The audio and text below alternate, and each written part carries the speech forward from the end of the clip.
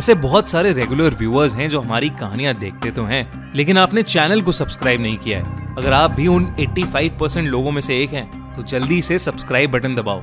और हाँ, latest thrilling crime stories की नोटिफिकेशंस के लिए बेल आइकन दबाना मत भूलना। 1970s के हिपी ट्रेल के दौरान जब यंग ट्रैवलर्स एशिया में फ्रीली घूम रहे थे, तब थाईलैंड की बीचेस पर कई लड़कियों की आधी जली हुई बॉडीज बिकनी में मिलती है। पुलिस को शक होता है एक सीरियल किलर पर, जिसे मीडिया ने द बिकनी किलर का नाम दिया था। इसी बीच थाईलैंड की डच एम्बेसी को एक लेटर मिला। कॉर्नेलिया और उसके फियांसे हरनाकिस बैंकॉक से मिसिंग हो गए थे। लेटर उनके भाई ने भेजा था, जिसमें उसने बताया था कि कॉर्नेलिया और हरनाकिस एक जेम्स डीलर आला और उसकी वाइफ के कहने पर बैंकॉक गए थे और तब से वो गायब हैं।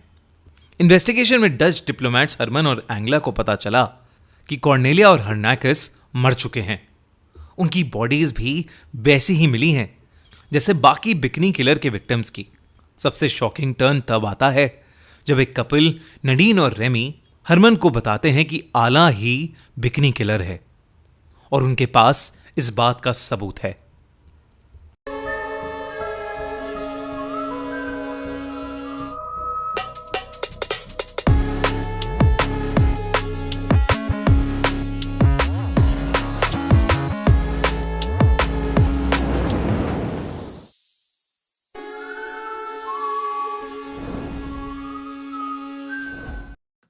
सीरियल किलर चार्ल्स सोबराज के कई झूठे और फेक नामों में से बस एक नाम था आला, लेकिन इस बात का जरा सा भी अंदाजा नडीन को नहीं था।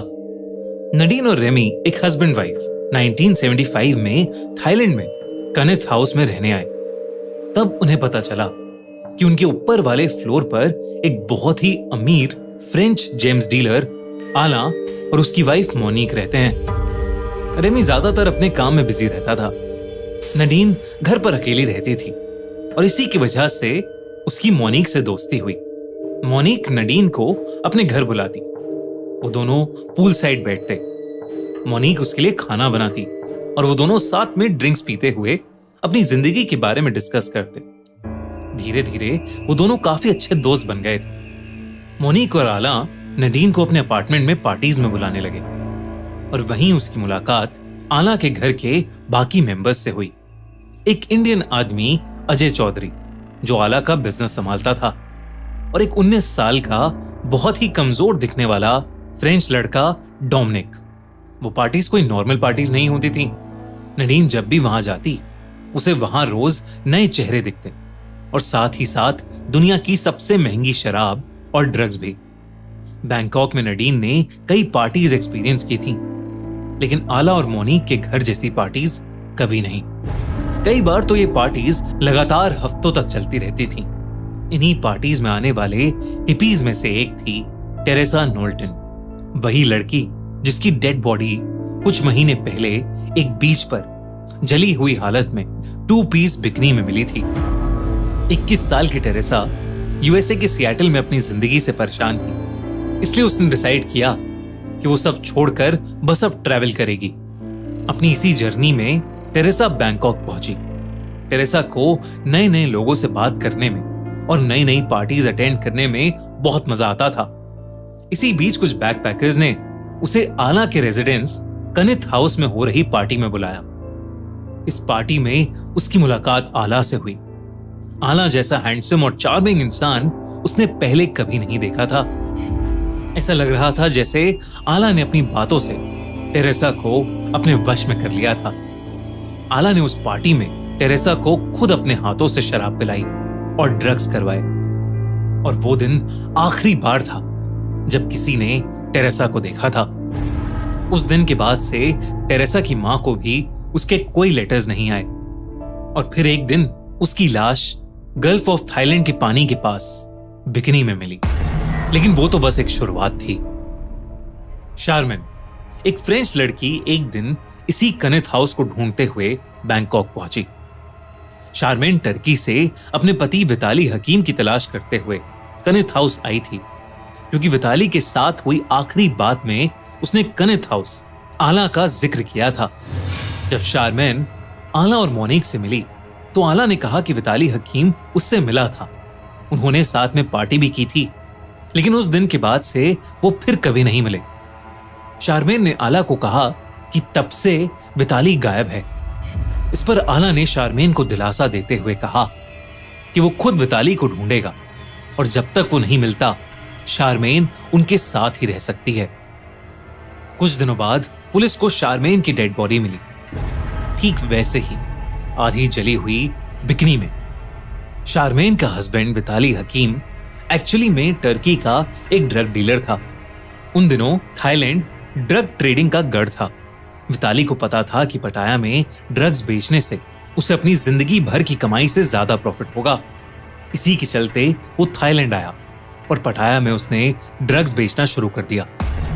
विताली एक दिन ड्रग्स बेचते बेचते एक रिजॉर्ट में गया और वहीं उसकी मुलाकात जेम्स डीलर आला से हुई। आला ने उसे उसके ड्रग्स के लिए बहुत सारे पैसे ऑफर किए और उसे कनेथ हाउस में अपनी पार्टी में इनवाइट किया। विताली वहां खुशी खुशी चला गया, लेकिन अगले ही दिन पुलिस को उसकी पूरी तरह से जली हुई लाश रोड पर मिली। नडीन ने विताली और शारमेन को भी आला की पार्टी में देखा था और साथ ही साथ उसने देखा था हरनाकिस और कॉर्नेलिया को। बल्कि नडीन को याद था कि कैसे एक रात उसे हरनाकिस और कॉर्नेलिया के ड्रग ओवरडोज की वजह से करहाने की भी आवाज आई थी।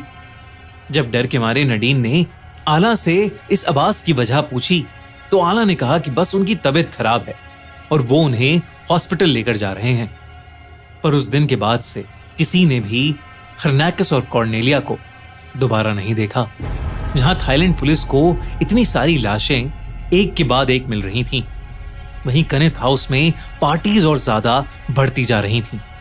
मोनिक का बिहेवियर भी बदलने लगा था। नडीन को आला और मोनिक पर शक होने लगा था, क्योंकि उसने फिर से एक बार आला को रात में कुछ हिपीज को वहां से बेहोशी की हालत में ले जाते देखा था। इसी बीच आला, मोनिक और अजय एक वेकेशन के लिए गए हुए थे। उनके घर पर बस वो कमजोर सा लड़का डोमिनिक था। नडीन और रेमी की पहले ही डोमिनिक से दोस्ती हो गई थी। डोमिनिक की तबीयत बहुत खराब रहती थी, इसलिए डोमिनिक की फिक्र करते हुए उसके पास जाकर उसे हेलो बोलने का सोचा। पर उस दिन डोमिनिक ने उन्हें कुछ ऐसा सच बताया जिससे उनकी दुनिया बदल गई।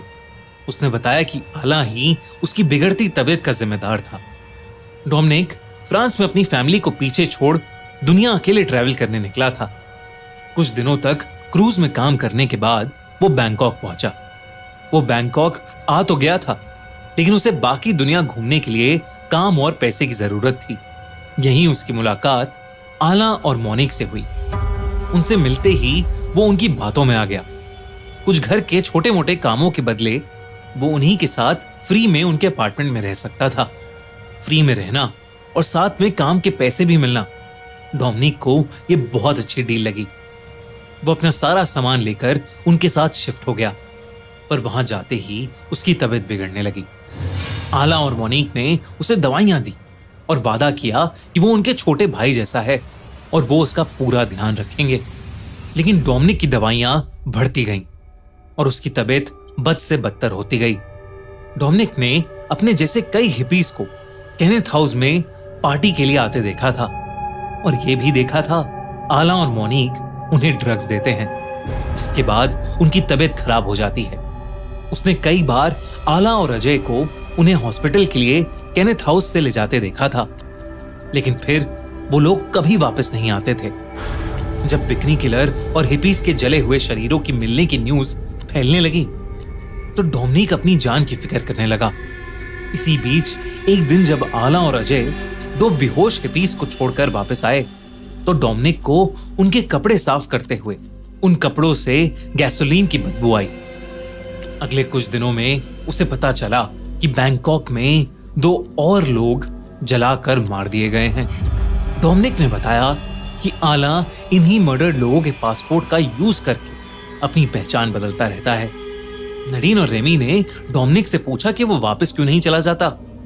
तब डोमिनिक ने बताया कि आला ने केनेथ हाउस में आने के बाद उसका पासपोर्ट ले लिया था।